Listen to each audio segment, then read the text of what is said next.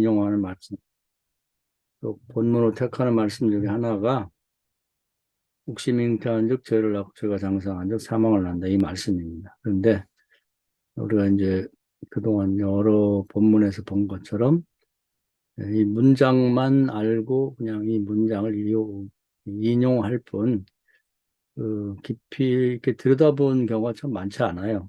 그래서 이게 도대체 무슨 뜻인가? 그 심화 학습이라고 우리 철학에서 늘 해왔던 작업인데 이 말씀도 한번 그렇게 볼 필요가 있다고 생각해서 오늘은 이 말씀을 가지고 서로 은혜를 나누도록 하겠습니다. 이 말씀만 가지고는 이제 설명이 부족하고요. 우리가 그 사무엘상 15장에, 16장에 가보면 사무엘이 그 이새의 집의 아들 중에 어, 기름 부어 왕을 삼을 자가 있다는 하나님의 말씀을 듣고 찾아가죠. 찾아갔는데 이세가 아들 여덟이 있는데 이제 일곱을 그 양떼 치다가 이제 오라 그래서 뭐 목욕도 시키고 옷도 갈아입고 이제 미끈하게 만들어서 하나씩 누가 과연 하나님이 선택한 자인가 기름 부으려고 했는데 다 괜찮아요. 자기가 볼 때.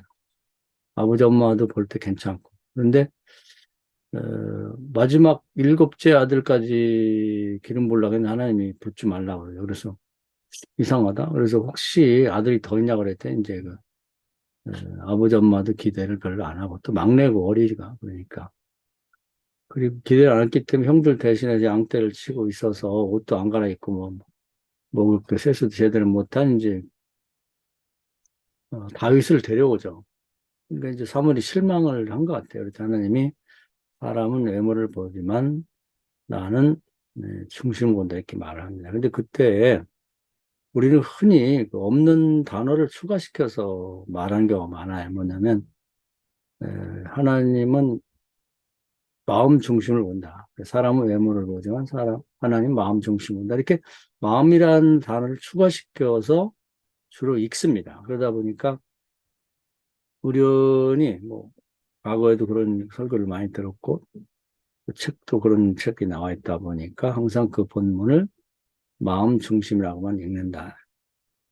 그런데 그 마음 중심이라는 말이 틀린 건 아닌데 이제 성경 전체를 보면 하나님이 그 마음에 있는 중심만 보는 게 아니라 신앙생활의 전 과정이 이제 머리로 어떤 지식을 습득하고 그것을 마음으로 믿고 그리고 입술로 고백하고 행동으로 실천하는 이 전 과정을 통해서 믿음이 모든 그 과정 중심에 있어야 된다는 뜻입니다. 그러니까 머리 생각의 중심에도 믿음이 있어야 되고 그 믿음이 마음 중심에도 있어야 되고 그 믿음이 또 말의 중심에도 있어야 되고 행동의 중심에도 있어야 되고 가치 판단의 중심에도 있어야 된다.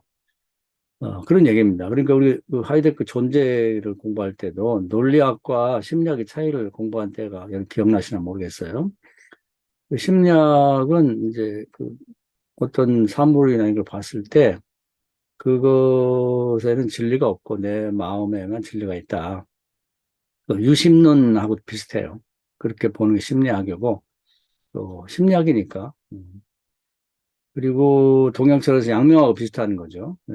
그런데 논리학은 그게 아니라 진리 자체가 그 대상하게 있는 거죠. 그 진리가 그 뭐 머릿속에 들어왔을 때도 그대로 있고 또 글을 써도 그대로가 있고 말할 때도 그대로 있어. 그게 그렇게 돼야만 예를 들면 성경 안에 진리가 들어있고 읽어 습득하는 우리 머릿속에도 그 똑같은 진리가 있고 그리고 그러니까 그 하이데거를 보면 존재가 있는 거고 또 말할 때도 그 존재가 담겨 있는 거고 교인들이 들을 때도 그 존재를 담아서 듣게 된다. 그래야 이제 그 은혜가 되는 거거든요. 그런 식으로 되는 거죠.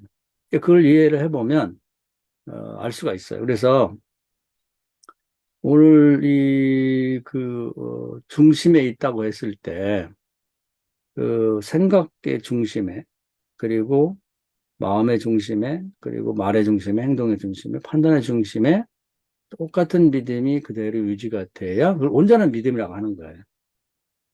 그 부분이 강조돼야 될 부분인데 강조가 잘 안 돼 있죠. 그러다 보니까 우리가 신명기 29장하고 이제 이사야서 6장에도 나오고 이제 예수님도 복음서에서 강조한 내용 중에 보아도 보지 못하고 들어도 듣지 못하고 가르쳐도 모른다. 이런 말씀이 있는데 이런 말씀들이 바로 거기에 해당되는 거예요. 매일 욕심 잉태한 즉 죄를 낳고 죄가 장성한 사망을 낳는다. 그 욕심이라는 자체를 몰라요. 그냥 세속적인 의미에서 욕심을 이해하는 거지 성경 전체에서 말하는 욕심을 이해하지 못하기 때문에 그 제대로 된 성경 해석도 어렵거나 또 해석을 통해서 우리가 신앙생활 하는데도 어렵다고 볼 수가 있는 거죠. 서론이 좀 길어졌는데 이걸 이제 이해를 해야 됩니다. 그래서 우리가 이 지식이라고 하는 건 이제 두 가지가 항상 들어와요. 이사야 55장을 제가 늘 강조하고 저도 늘 묵상한 내용인데 어떤 사실에 대해서, 대상에 대해서, 어떤 상황에 대해서 두 가지 지식이 이제 크게 대별해 보면 들어옵니다. 하나는 하나님의 말이 들어와요. 하나님의 생각이. 하나는 사람의 말. 그 배우는 사탄이 어떤 영향력을 발휘하는 말이 들어온다 이 말이죠. 그 지식은 이제 머릿속에는 이제 두 가지가 늘 들어온다고 봅니다. 눈으로 들든 귀로 들든 들어와요. 그러니까 예를 들면 늘 얘기하는 선악과에 관한 선악과라는 대상에 대해서 하나님 먹으면 죽는다 그러고 그 사람 배우의 저 사탄은 먹으면 죽지 않고 오히려 하나님처럼 된다. 이렇게 얘기를 하거든요. 그러니까 이 세상의 모든 지식은 이 두 가지 종류로 돼 있다. 이렇게 보면 됩니다. 그랬을 때 문제는 이제 머릿속에는 그렇게 두 가지 지식이 들어와 있는데 그것이 마음으로 그대로 내려갑니다. 마음으로. 여기서 문제가 되는 거예요. 마음에서 내 마음이 이게 욕심이잖아요. 마음 심자라고. 마음이 이 두 가지 지식 중 어디에다 믿음을 붙이냐가 문제가 되는 거예요. 그러니까 로마서 7장에 잘 설명이 되죠. 바울이 잘 분석해 놨습니다. 뭐냐면 성령은 하나님의 생각, 하나님의 지식에다 믿음을 붙이라고 하는 거예요. 그런데 인간의 욕심은 마음, 욕망은 사람의 지식 또는 사탄의 지식에다 믿음을 붙이라고 하는 거죠. 이 둘이 싸운단 말이에요. 근데 보통 대부분의 사람들은 뭐에 더 익숙하고 뭐가 더 믿음이 가냐면 그동안 사람의 지식과 사탄의 지식에 근거해 살아왔기 때문에 믿음이 일차적으로 그걸로 자꾸 가려고 하는 거죠. 근데 두 마음이 싸우는 거예요. 이게 굉장히 고통스러운 것이죠. 여기서 이제 결정이 나는 거예요. 그래서 가룟 유다는 결국에는 자기 욕망을 따라서 욕심이 권면한 대로 세상의 지식을 따라서 갔고 바울은 거기서 이제 하나님의 말씀에 믿음을 붙인 거죠. 가룟 유다는 자기 욕망의 권면에 따라서 세속의 지식에다 믿음을 붙였고 여기서 이제 갈라지는 거예요. 그래서 욕심이 그때 이제 잉태가 되는 거예요. 마음에. 이 부분이 우리가 명확하게 우리 자신도 알고 있어야 돼. 교인도 알고 있어야만 됩니다. 이건 매번 부닥치는 상황이거든요. 그래서 인간의 불행은 이 두 가지 지식에 이렇게 지식이 들어오는 거 어쩔 수가 없어요. 이 세상이 이렇게 돼 있기 때문에. 근데 마음에서 어떤 지식에다 믿음을 붙이냐에서 이제 첫 아담이 되고 둘째 아담이 될 수 있으니까 완전히 달라지는 거죠. 그래서 원죄는 따지고 보면은 여기서 답이 나오는 거예요. 두 가지 지식 중에 마음에서 어, 하나님의 지식에 하나님의 생각에 믿음을 붙이면 예수 그리스도로운 그 삶이 지상에서 복되고 다음 생에 넘어가서도 천국 가서 상급받는 신앙이 되는 거고 내 마음이 욕심을 따라서 욕망에 따라서 세속적인 하나님과 반대되는 지식이나 생각에 대해 믿음을 붙이고 나가게 되면 불안하게 되는 거죠. 저주받는 삶이 된다. 이게 이제 원죄의 뿌리입니다. 그 첫 아담은 하와부터 시작해서 거기 실패를 했고, 그 전염돼서 자기 남편까지 어, 하나님을 말에는 의심하고 사탄의 말에 믿음을 붙임으로 불행하게 됐죠. 저주를 받게. 그런 성향이 지금도 계속 내려오고 있다. 그런데 이제 다윗을 보면 좀 달라요. 할 수 있다는 걸 보여줍니다. 엔게드 골짜기 우리 너무 잘 알지만 사울왕을 죽일 수 있는 기회가 왔어요. 근데 다윗의 마음에 두 가지, 머릿속에 지식이 두 가지 들어옵니다. 하나는 죽이면 당신이 왕이 된다. 왜냐면 기름도 이미 기름 부분 받아놨고 백성도 원하니까 자기를 추종하는 600명도 너무 고통스러우니까 빨리 죽이고 왕이 되십시오. 우리도 자유롭게. 그 충분한 지식이. 또 하나, 또 다른 지식은 뭐냐면 하나님이 마음에 출애굽기 22장에 하나님의 권한은 모욕도 하지 마라. 죽이는 건 그만두고 해치지 말라는 말씀이 성령을 통해 주어진단 말이에요. 두 가지 지식이 있는데 어디다 믿음을 붙이느냐.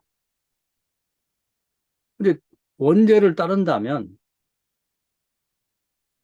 하루라도 빨리 왕이 되고 싶죠.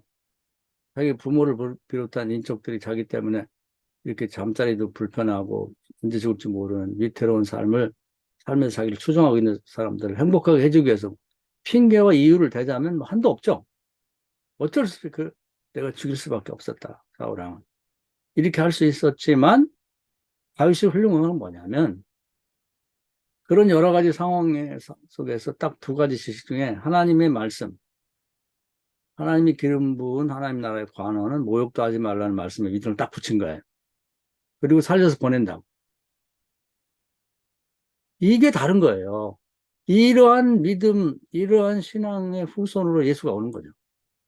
우리 이걸 할 수 있어야 된다는. 거룩이라는 거 말로만 요즘에 보면은 뭐 24시간 하나님만 뭐 바라보고 뭐 거룩이라고 하는 걸 핵심적인 어떤 내용이 없이 그냥 뭐 입술만 거룩한 사람이 많아요.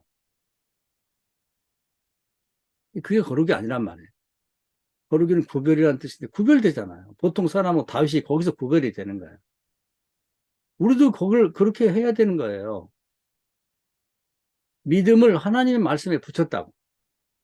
이사야 55장 하나님의 말씀과 사람의 말이 다르다. 하나님의 생각과 사람의 생각이 다른데 하나님의 생각에 믿음을 붙였단 말이에요.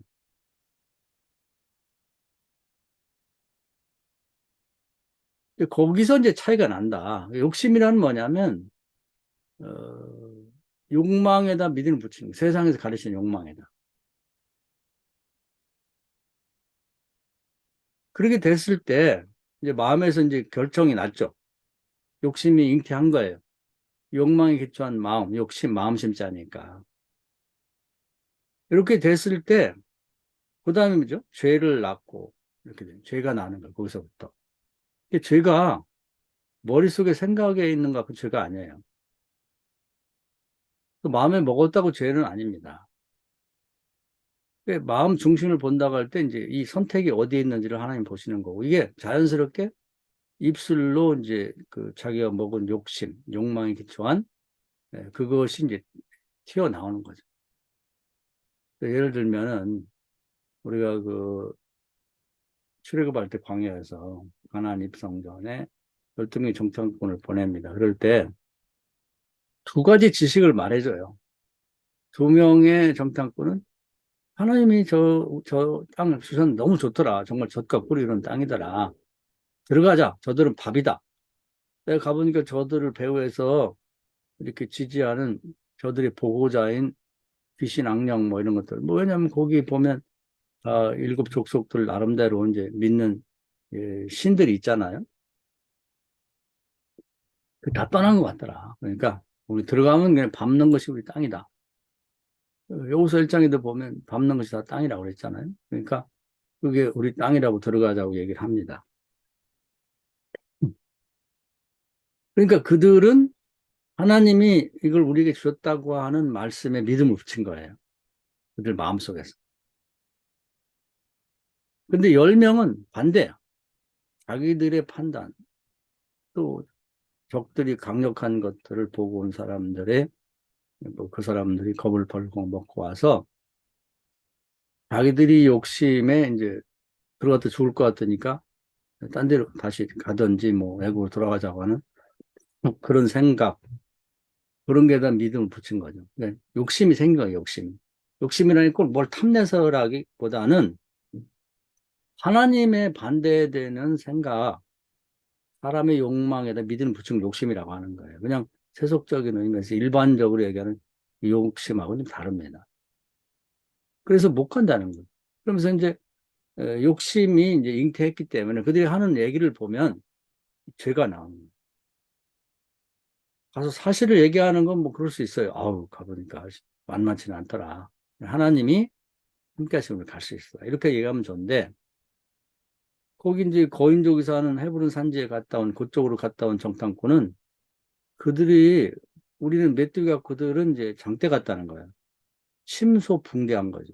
작은 걸 크게 부풀려 갖고 도저히 하나님이 들어갈 수 있다고 하는 말을 방해하고, 그럼 도저히 들어갈 수 없다고 하는 불신앙을 조장하기 위해서 과대 선전을 하는 거잖아요. 이게 엄청난 죄죠.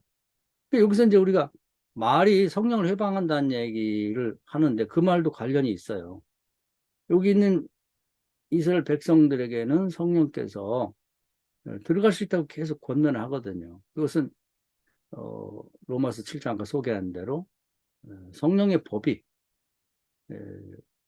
바울의 마음에서 하나님의 주신 지식대로 생각대로 거기에 믿음을 붙여라. 이게 권면이거든요. 성령의 권면은. 강요는 할 수 없어요. 권면하는 거죠. 이스라엘 백성 전체에게 성령께서는 계속 믿음을 주시고 들어가라고 권면하는데 거기다 믿음을 붙이라고 하는데 이들은 그걸 방해하는 거예요. 그렇기 때문에 성령을 회방하는 것이 되는 거죠. 그래가지고 사람들이 긴가민가 하니까 안 된다고 하는 것을 강조하려고 즉 사탄의 편에 서서 그건 안 된다. 그래서 거인족을 이제 무섭게 포장하는데 사실이 거짓말이잖아요. 사람이 아무리 거인이라고 해도 그래서 뭐 머리 하나 더 있어 가지고 뭐 20cm나 30cm 정말 더 크게 하더라도 이스라엘 백성에 비해서 40cm가 크다 할지라도 40cm가 클 정도지 메뚜기하고 장대는 너무 크잖아요. 그럼 거짓말이잖아. 그래서 이제 죄가 나오는 거예요. 욕심이 잉태하니까 안 된다고는 세속적인 것에 마음을 거기다 붙이고 믿음을 붙이다 보니까 이러한 죄된 말이 나오는 거죠. 행동은 죄부터 따집니다. 범죄는. 죄는 참 이 말부터 행동은 행동이라고 하는 건 말부터 말과 실제 몸을 움직이는 것까지를 포함해서 행동이라는데 죄는 이 말에서부터 따지는 거예요. 그래서 민수기 14장에 내가 너희 말을 귀로 들은 대로 그 믿음 있는 여인 축복하고 믿음 없는 여인 저주한다는 민수기 14장이 하나님 직접 말씀하셨거든요. 모세에게. 그리고 말라기 13장을 제가 늘 강조를 하는데 거기 보면 성도들 간의 대화도 하나님 들으시고 거기서 뭐라고 말을 하는지 거기서부터 체크를 하는 거예요. 마음 먹은 것까지는 얘기를 안 해요.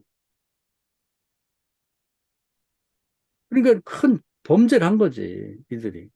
그러면서 또 한 가지, 그것만 갖고는 잘 안 먹혔던 것 같아요. 거기 20세부터 50세 먹은 장정 60만이 모였는데, 그러니까 또 다른 거짓말을 합니다. 뭐냐면, 사실 뭐 완전히 거짓말 하지만 과대 포장을 하는 거죠. 심서붕대하는 거죠. 신명기에 보면은 정탐꾼이 뭐라고 하냐면, 여리고성이 얼마나 높은지 견고하고 하늘 끝에 닿았다는 거예요. 높다고 하는 건 이해가 되는데 하늘 끝에 닿는 게 말이 안 되잖아요. 사람들로 하면 불신, 믿지, 거기 들어갈 수 없다고 하는 것을 강조하기 위해서 하는 얘기예요. 엄청난 거짓말이죠. 거짓 증언하지 말고 시편에 나와 있는데 거짓 증언하는 거예요. 그러니까 욕심이 잉태하다 보니까 죄를 낳는데 말부터 그렇게 죄를 범하면서 들어갈 수 있다, 들어가야 된다고 하는 성령의 권면을 정면으로 반박하기 때문에 성령을 회방하는 게 되는 거죠. 이런 죄는 용서받을 수가 없는 거예요.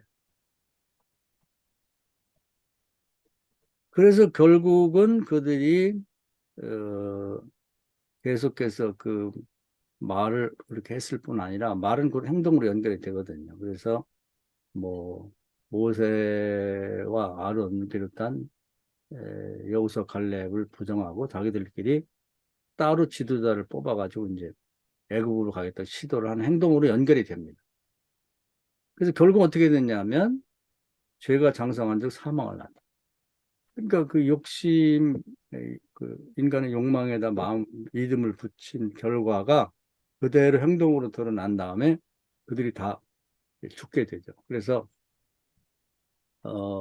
이 공탄꾼의 보고를 듣고 갈 수 있다고 믿음을 생각에 갈 수 있다는 지식에 대한 마음으로 내려가서 믿음을 붙인 그 여호수아 갈렙을 빼놓고 인간의 욕망, 욕심에 치우친, 그러니까 인간의 지식에다 믿음을 붙인, 갈 수 없다고 하는 어떤 정보를 갖고 왔던 10명의 정탐꾼과 그 얘기를 듣고 똑같은 갈 수 없다는 지식에 믿음을 붙인 그런 사람들이 한 명도 빼놓지 않고 다 죽었어요. 이게 중요한 거야. 이게. 그러니까 우리가 지금도 마찬가지예요. 목사들도 그렇고 교인들도 그렇고 뭐 나는 하나님 특별히 사랑하셔서 나는 내 마음속에서 두 가지씩 중에 세속적인 지식에 믿음을 붙이고 그대로 살아도 나는 괜찮을 거야. 그런 일은 없는 거예요. 그러니까 이 점을 우리가 명확히 알고 우리 자신도 살아가야 되는 거예요. 그래서 제가 늘 강조하듯이 저 자신이 두려운 말씀 중에 가장 두려운 게 마태복음 7장입니다. 명세에도 목사고 주님의 이름으로 뭐 이렇게 저렇게도 하고 뭐 주님이 내가 너를 도무지 모르겠다. 이런 말씀을 들었을 때 얼마나 끔찍스러울까. 근데 그게 주의 이름으로 선지자 노릇도 하고 그러는데 대부분 목사일 가능성이 많아요. 그리고 또 나름대로 뭐 은혜가 많다고 이렇게 남들이 평가받을 만한 사람들이 있을 수 있는데 그럼 뭘 갖고 심판하시겠나 하는 건 우리가 창세기부터 시작 단계부터 가장 하나님을 괴롭게 만든 한탄하게 만든 것이 그 신앙의 문제거든요. 하나님에 대한 신뢰, 하나님 말씀에 대한 신뢰를 저버리고 하나님 원수인 사단을 신뢰하고 나가는 그들이 하는 말을 신뢰하고 나간 거. 그 지식은 어쩔 수가 없어요. 머리로 들어오는 것은 두 가지 하나님이 시작한 지식이 들어오고 사탄에서도 시작된 지식이 들어오는 건 어쩔 수 없으나 그것이 두 가지가 내 마음에 내려갔을 때, 마음으로 들어왔을 때, 어느 쪽에다 믿음을 붙이냐는 각자가 자유의지를 통해서 선택하는 거거든요. 이 부분이 명확해야 된다는 거예요. 우리 자신도. 뭐, 교인들은 이제 그렇게 하도록 가르쳐야 되지만, 먼저 우리 자신이 이 부분에서 명확하지 않으면, 뭐, 나름대로 뭐, 무슨, 목사도 되고, 뭐, 감리사도 되고, 뭐, 또 평신도 장로도 되고 한다 할지라도, 구원받기 어렵다. 그렇게 봐야 되는 거죠. 그래서 우리는 항상 이 선택을 할 때마다 어, 그 다윗이 엔게디 골짜기에서 내가 하나님의 뜻만 어기고 나면 정말 엄청난 것들이 나에게 올 수가 있어요. 이익이. 왕이 얼마나 좋아. 더 이상 고통은 끝나는 거죠. 행복 시작이죠. 도망다닐 필요도 없고 편안한 잠자리에다가 맛있는 먹을 것, 뭐, 또 자기 가족들도 행복하게 집으로 돌려보낼 뿐 아니라 그들 고생한 사람들 다 요즘 뭐 권력을 잡게 되면 막 다 징턱대에 한 자리 주듯이 그렇게 편안하게 줄 수가 있다 이 말이죠. 근데 그런 게 유혹이지. 그렇지만 그런 것들은 다 부수적인 문제고 하나님 말씀이 지금 이 상황에서 어떻게 하라고 하는지 그게 집중해서 그걸 선택하고 나가는 결과는 하나님께 맡기고 이것 때문에 내가 죽는 한이 있더라도 나는 하나님의 뜻대로 선택하겠다. 하나님의 말씀 믿음을 붙이는 행동. 이게 이제 중요한 거예요. 그 예수께서 겟세마네 동산에서 했던 기도도 같은 거거든요. 자기 인간의 욕망은 더 살고 싶은데 성령께서는 십자가 져라. 선택이 쉽지 않은 거예요. 예수님도 자체도 쉽지 않은 거라. 근데 우리가 이 부분에서 명확해야 된다는 거예요.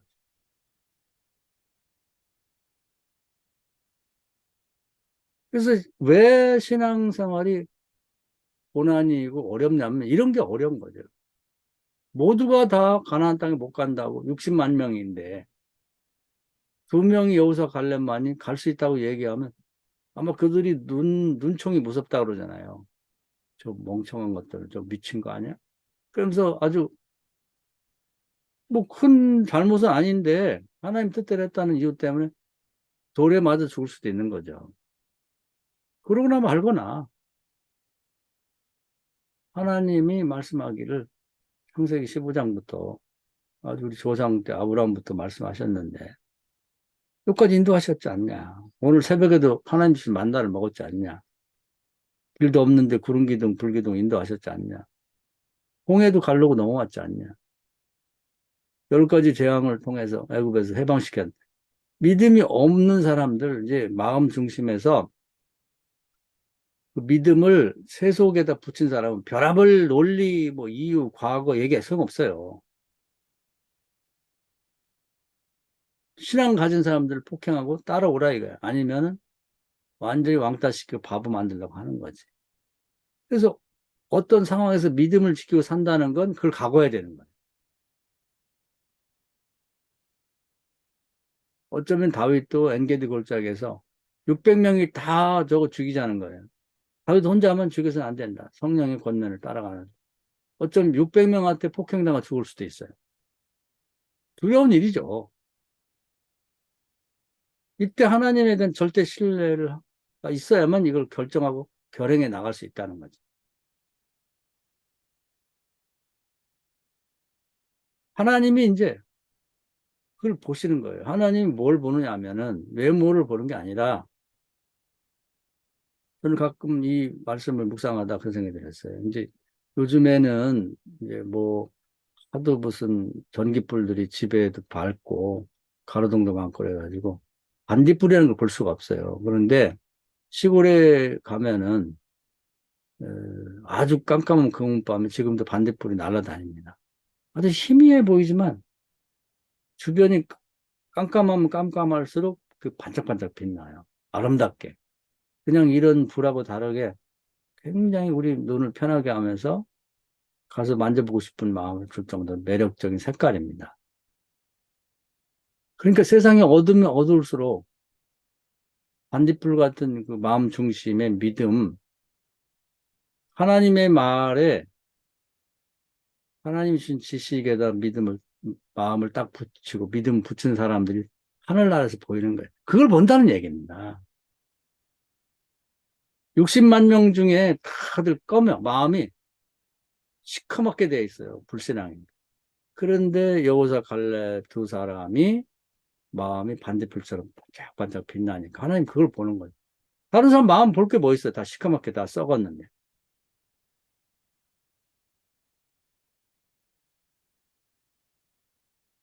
그것을 보고 그 사람들을 하나님 주목해 보고 이끄시는 거죠.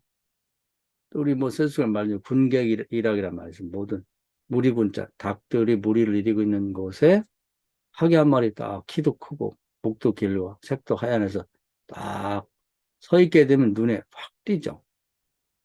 그런 식인 것이요. 하나님이 찾는 사람은 그런 사람을 찾는 거예요. 그런 사람 만나시고. 그러니까 우리가 이걸 머리로 한번 상상을 해보시면 좋을 것 같아요. 예를 들면 그런 사람이 광야에 있어도 모세가 80년을 그 믿음을 마음 중심에 해서 하나님의 하신 약속, 아브라함 할아버지 때부터 주신 약속이다. 자기 아버지 엄마에게 했던 그 하나님의 약속에 대한 믿음을 붙인 것. 그것이 모세에게도 그대로 주어져서 그것이 이제 결국은 모세에게서 계속 반짝반짝하면서 반딧불이처럼 거기는 뭐 미신을 믿는 지역인데 모세 한 사람에게서 반딧불 같은 반짝임이 있죠. 하나님이 찾아오시는 거예요. 마치 뭐 비행기를 타고 가면서도 어딘가 구조 신호가 반짝반짝하는 땅에 깜깜한 밤에 있으면 그걸 구조하러 내려가는 것 같이 그런 형식으로 돼 있다는 겁니다. 제가 세상 비유를 드리면 그런 거예요. 그래서 결국 그 마음에서 어디에다가 믿음을 붙였느냐에 따라서 잘못 붙인 사람 다 죽죠. 대표적인 예가 이제 가룟 유다 보면 잘 가다가 이 예수님의 대척점에 있는 대제사장이 이런 사람들의 얘기와 예수님 얘기가 두 마음이 마음속에 있었겠죠. 그 사람도 갈등이 뭐 그 얘기를 듣기 전부터 뭐 그래 나는 예수님 죽일 거야 팔아먹을 거야 이렇게 마음을 먹진 않았을 거예요. 그런데 마음 중심이 처음에는 예수님의 말씀에 믿음을 붙였다가 나중에는 이제 뭐 저쪽에서 제안하는 것들이 뭐 여러 가지 좋은 게 있다 보니까 그 마음을 떼서 믿음을 떼서 대제사장이나 이제 대적자들의 제안, 정보 이런 것들이 뭐 믿음을 붙이게 되면서 이제 에, 타락을 하게 되고 결국 이제 죽게 되죠. 여기 가변성이 있는 거예요. 이걸 평생 죽을 때까지 유지를 해야 됩니다. 이 결단을 해야 돼.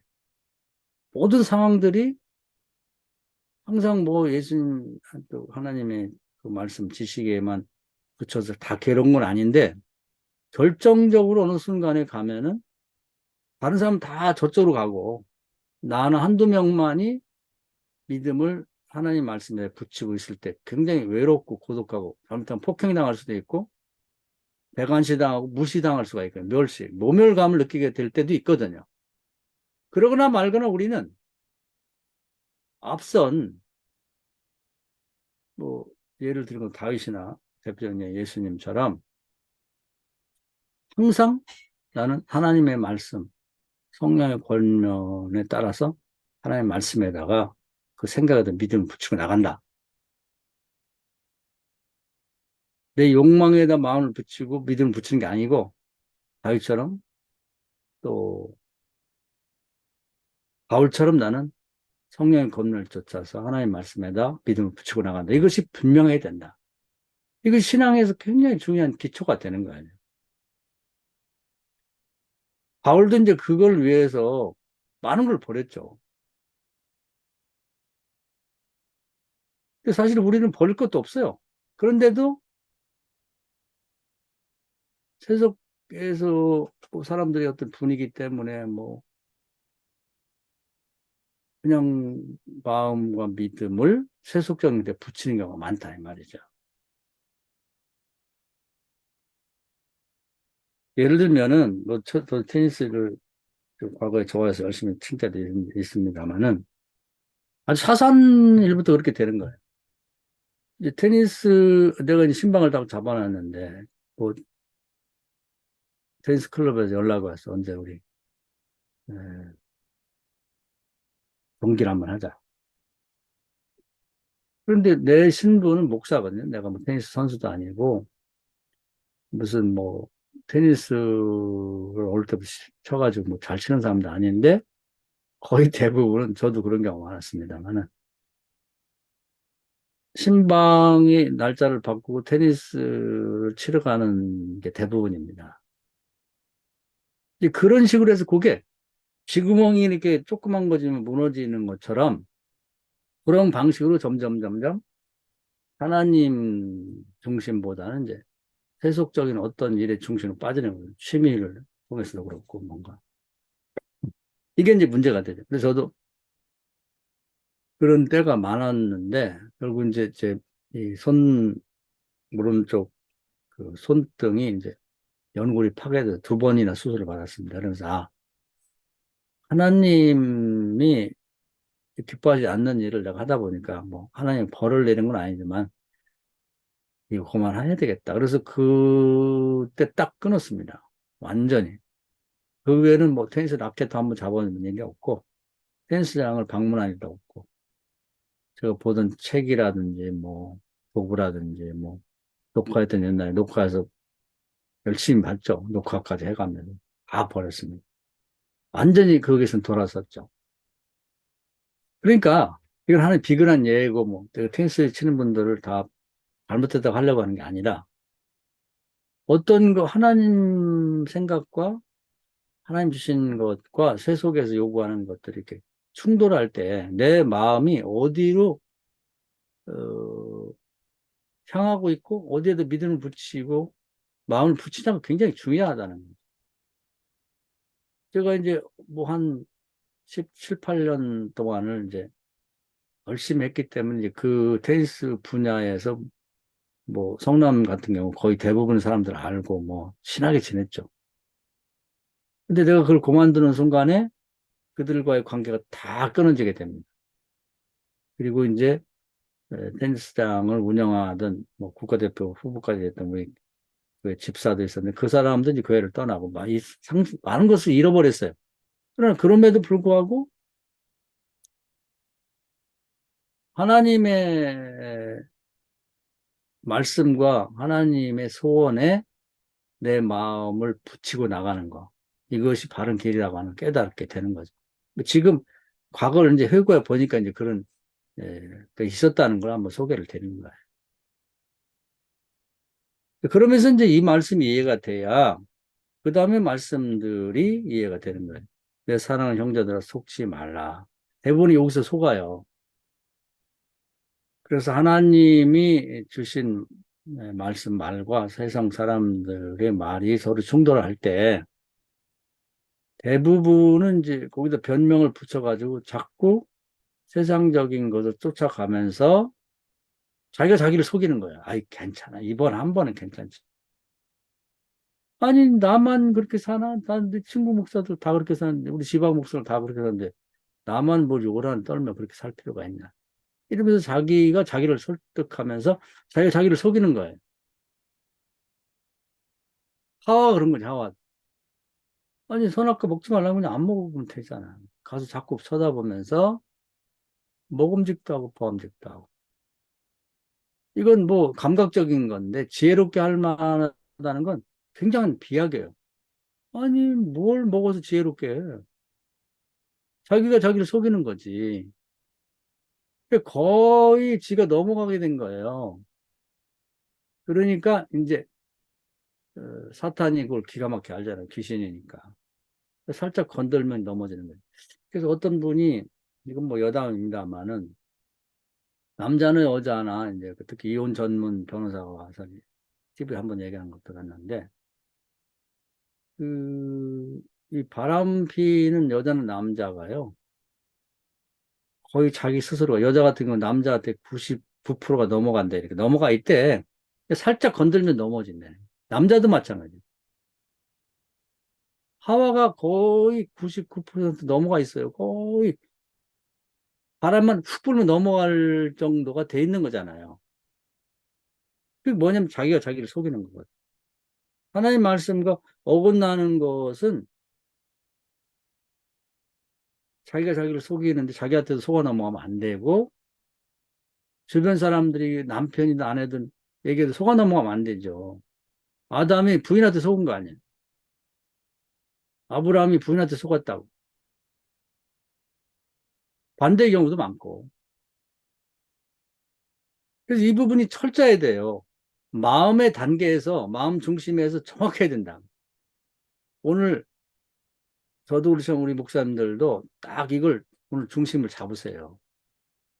어떠한 상황에서 나는 하나님의 말씀이 무지해서 모르는 경우는 있어요. 그것은 정상 참작이 돼. 죄도 속건제, 속죄제가 있잖아요. 속건제가 있다고. 과실치사.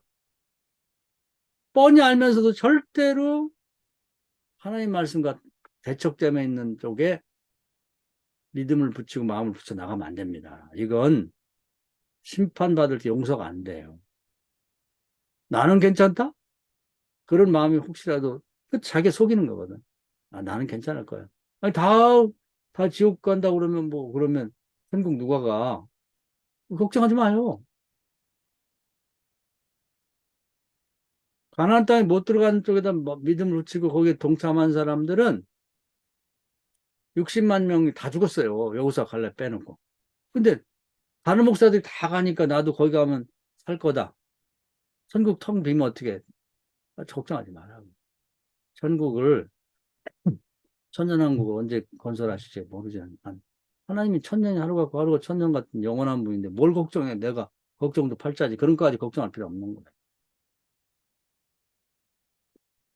요즘에 지난번에 한번 얘기했습니다만은 고라와 다단, 갑이랑 옴천 괜히 잘 알지도 못하는데 그냥 뭐 참회해서 발언하고 얘기하고 뭐 다른 친구들하고 만나서 얘기할 때는 혈기 부리고 특히 정치 문제니 뭐 그 핏대 올리고 막 멱살 잡고 싸울 수 그렇게 하지 마세요. 진실은 몰라. 누가 그런지 하나님만 알고 계시지. 괜히 그러다가 나는 고라와 다다는 죽어도 좋다 이거예요. 가족들, 가까운 사람들 막 같이 뭐 으쌰으쌰하고 모여서 뭐 이런 사람들 250명 죽은 것도 뭐 이해가 가요. 땅에 갈라. 그런데 그것도 아니고 제대로 모르면서 괜히 막 같이 뭐 으쌰으쌰 그러다가 죽은 4만 700, 4만 740명인가요? 아니 17,400명. 나는 그게 가끔 헷갈리더라고. 뭐 그 숫자가 중요하지 않지만 다 전염병으로 죽었거든. 그렇게 죽지 말자는 거예요. 뭐는 그냥 우리가 철학에서 배운 거잖아요. 에포케치고 판단 중지. 그냥 지켜보면 돼. 진실을 우리가 어떻게 알아요? 하나님 아시지? 그래서 언급하지 마세요. 나는 잘 모르겠다. 하나님이 평가하시겠지. 이렇게 하고 말을 하고. 뭘 한쪽 편에 쳐가지고 그냥 욕을 해대고 막 그냥 혈기를 부리고 핏대를 올리고. 그런다고 뭐 달라집니까? 차라리 하나님 앞에 기도하고. 누군가는 기도해야 되니까 하나님 심판해달라. 심판의 천사를 보내서 이렇게 기도하는 게 낫다 이 말이죠. 자기를 속이지 마라.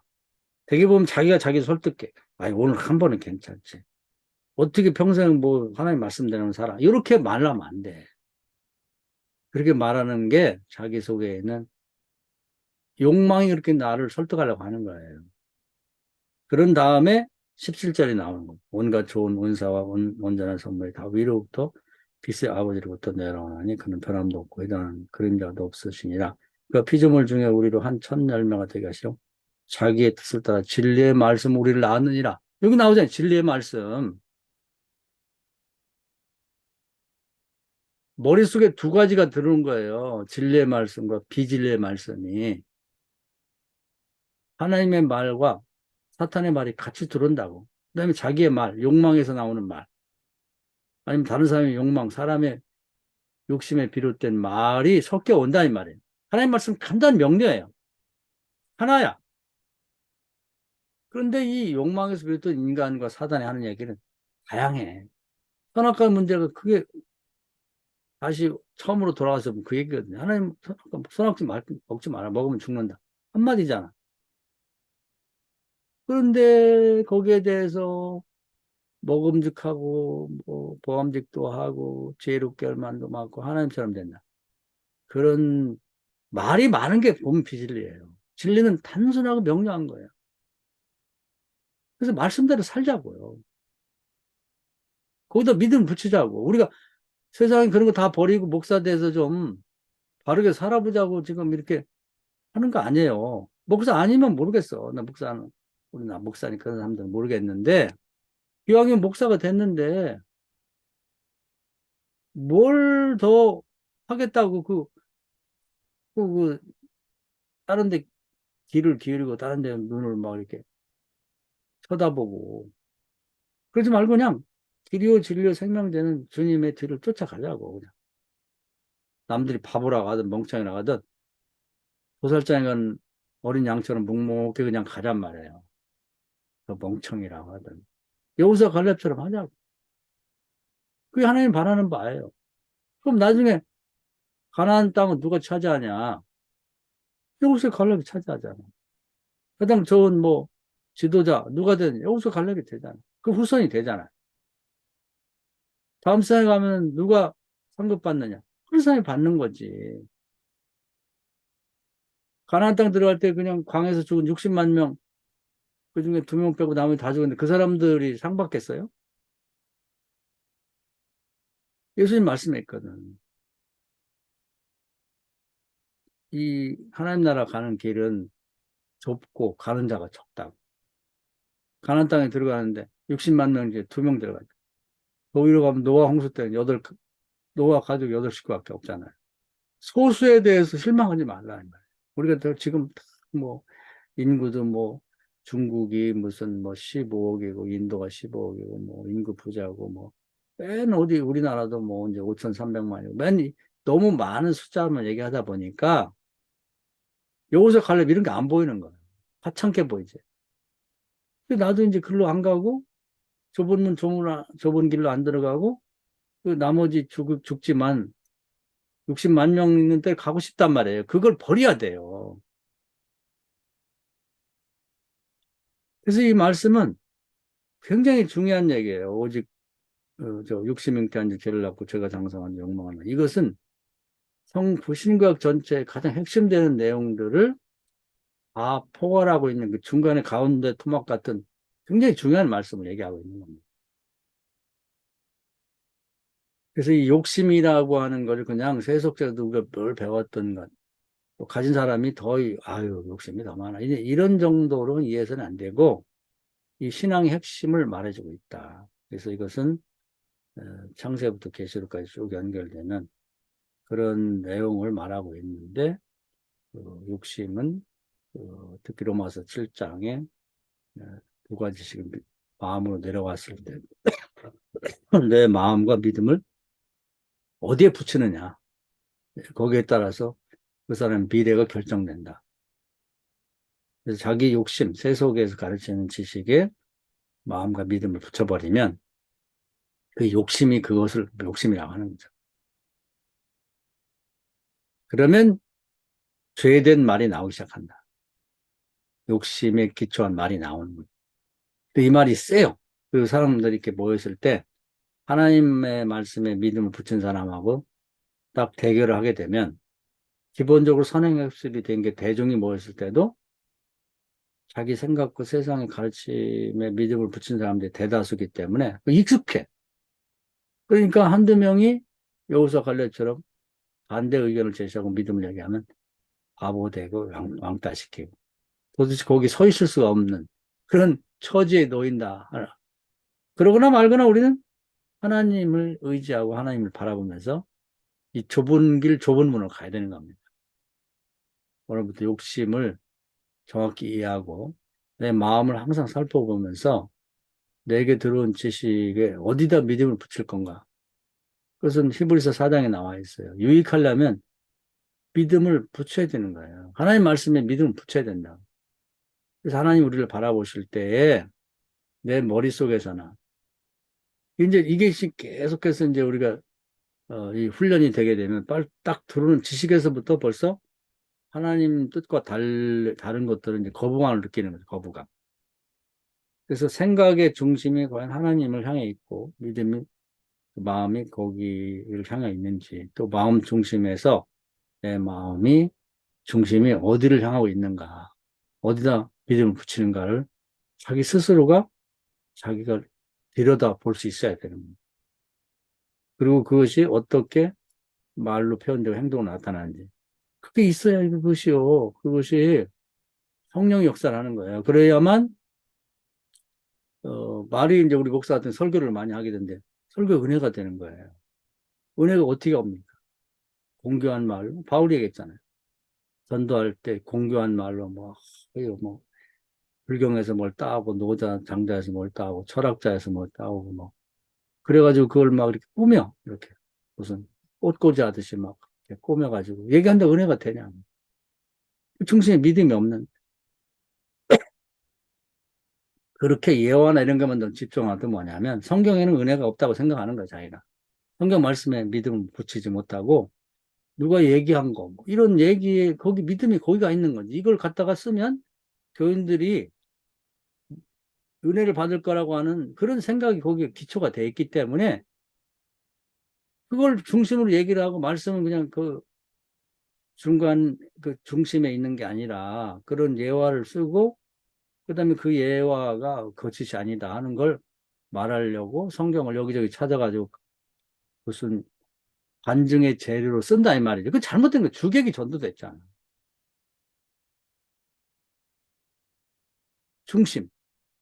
그래서 중심이, 내 마음 중심이 하나님 어떤 말씀에, 이것도 그냥 읽으면 은혜가 하나도 없는 얘기일 수가 있어요. 근데 이게 이제 믿음을 갖고 들여다보면 신구약 전체가 이 말씀 하나로 인해서 다 연결이 되고 종합이 되면서 뭔가 사람들이, 아, 내가 좀 잘못 살고 있고 자기를 들여다보게 만들고 뭔가 내가 제대로 살아야겠다고 하는 결단으로 인도할 수가 있거든요. 제가 오늘 말씀드린 것 중에 뭐 세상적 예화가 하나도 없잖아요. 우리가 뭐 철학도 많이 하고 문학도 얘기하고 뭐 하지만 그런 것 갖다 어떤 경우는 쓸 필요도 있지만 굳이 쓸 필요가 없다 이 말이에요. 짧건 길건 하나님을 신뢰하고 하나님 말씀에 믿음을 붙이게 되면 성령이 역사하면서 듣는 사람에게 은혜가 된단 말이에요. 그래서 히브리서 4장에 또 믿음을 붙여서 얘기하면 자기에게도 이익이 되고 듣는 사람들이 심령 골수를 쪼개고 녹인다는 게 거기 있는 얘기예요. 이게 이 말씀과 일맥상통하는 거지 다. 이게 굉장히 중요하니까 오늘 들으셨지만 또 한 번 정도 더 듣고 정리를 한번 해보세요. 그러지 않으면 우리 마음을 뭐 잠언 이런 데 보면은 그런 말도 있는. 그냥 거기 밑도 끝도 없이 그 무엇보다 네 마음을 지켜라. 뭘 지키는데? 어떻게 지켜요, 마음을? 이걸 지키는 거예요. 그래서 성경 말씀은 그렇게 딱 어떤 한 문장으로 밑도 끝도 없이 그 무엇보다 네 마음을 지켜라. 그렇게 말씀이 나와 있다고 할 때 그것만 가지고는 깊이 있게 이야기가 상당히 어려운 거죠. 그래서 결국은 이 오늘 15절의 말씀과 연관시켜 다 보아야 이해가 될 수 있다는 거죠. 자, 이 말씀이 저도 마찬가지입니다만, 우리 목사님들에게도 은혜가 돼서 자기 신앙 생활을 하는데, 좋은 어떤 재료가 되고, 절대로 자기가 자기를 속이지 말고, 가족이나 가까운 사람한테 속아 넘어가지 말고, 철저하게 하나님의 말씀에 근거해서 믿고, 거기에다 믿음을 치고 나가자. 그리고 그런 것 때문에 내가 당하는 고통이나 핍박이 있다 그러면 달게 받자. 하나님 나라에 그건 아주 그냥 직통으로 말하면 좀 그런가? 하나님이 주목해 볼 수 있는, 그리고 그런 사람을 하나님 택하고 쓰신다는, 그렇게 될 겁니다. 이 말씀 은혜가 되기를 주의 이름으로 축원합니다. 아멘. 박수